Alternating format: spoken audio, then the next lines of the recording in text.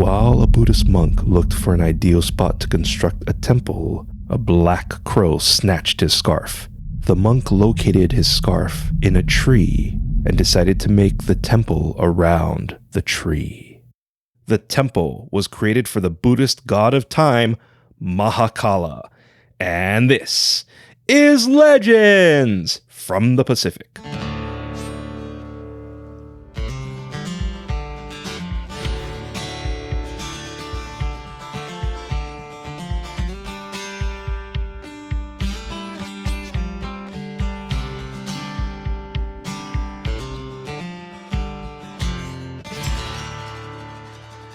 Aloha, and thank you for joining us. This is Legends from the Pacific, episode 139, the Buddhist god of time, Mahakala.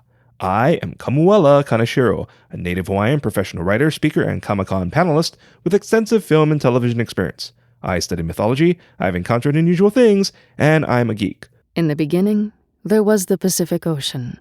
A canoe broke the horizon, piloted by Pele, a beautiful Polynesian maiden who dominated the waves until she felt safe to stop. The audiobook of our Legends from the Pacific Book 1 is now available, narrated by multi-award-winning voice actress Emily Wu Zeller.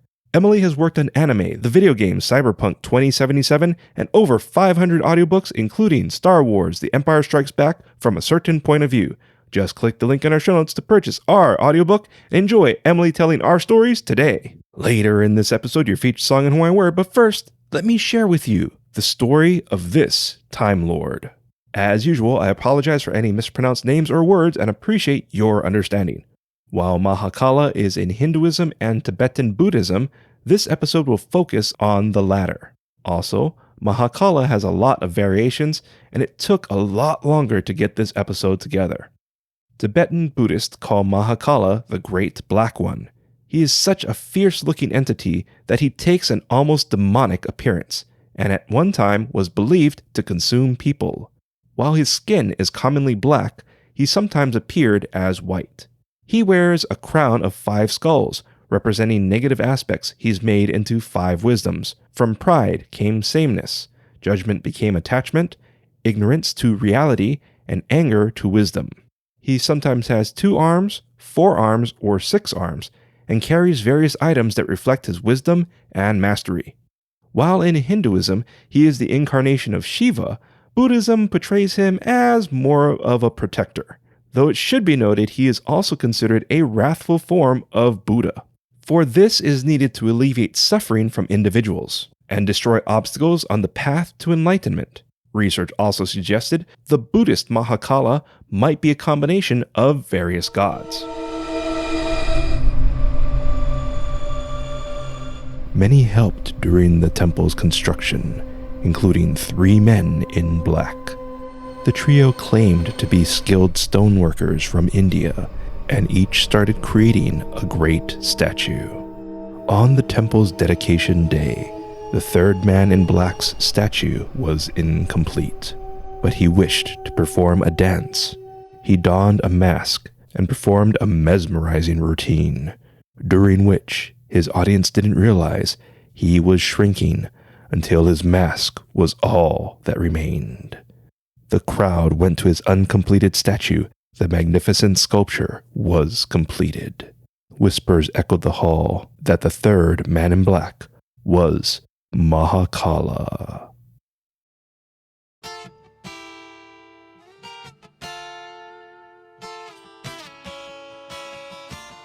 A big mahalo nui loa to our Patreon members, Will and Ollie Geis, Christopher, Meg, Jessica Bullock, Edward Pueohenki, Felisa H., the Makuli Guy, and of course, Ren Shepherd.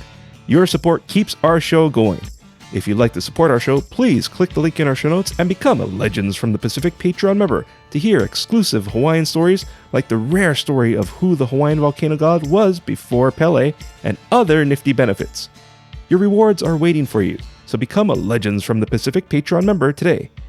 As Buddhism spread, Mahakala became associated with kitchens and people posted his images where they cooked.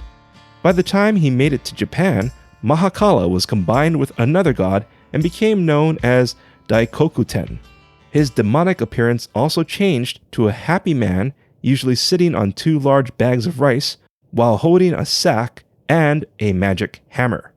But returning to China, Mahakala became associated with fertility. In fact, he's associated with China's Double Seven Festival, which is their version of Valentine's Day, and is celebrated on the 7th day of the 7th Chinese lunar month, which is usually around August. This is usually a time when single people are focused on seeking partners and married women wish for a child. There's another tale involving this holiday, but that's a story for another time. So, what'd we learn? Well, there was tons of stuff of Mahakala, which is odd because while I learned so much about him, there's still a lot I'm learning. If you like what you heard, please give us a rating and write a review. I would really appreciate it, as well as our future listeners. Our theme song is Mystery by Tavana, courtesy of High Sessions. Sound effects are by Sound Effects Factory. Our music coordinator is Matt Duffy, aka DJ TripleBypass. Links and show notes can be found on our website, legendsfromthepacific.com, including a link to your featured song, which is 3 Weeks From Tomorrow by Justin, courtesy of High Sessions. Legends from the Pacific was written, produced, and edited by me, Kamuela Kaneshiro. I also wrote our original stories. Your featured Hawaiian word is Ho'omana Buddha. Ho'omana Buddha means Buddhism. An example of Ho'omana Buddha is Avatar: The Last Airbender was inspired by Hinduism and Ho'omana Buddha. Once again, Ho'omana Buddha is Hawaiian for Buddhism. Thank you once again for listening. Mahalo and a hui ho. Starts to rain. When we try to run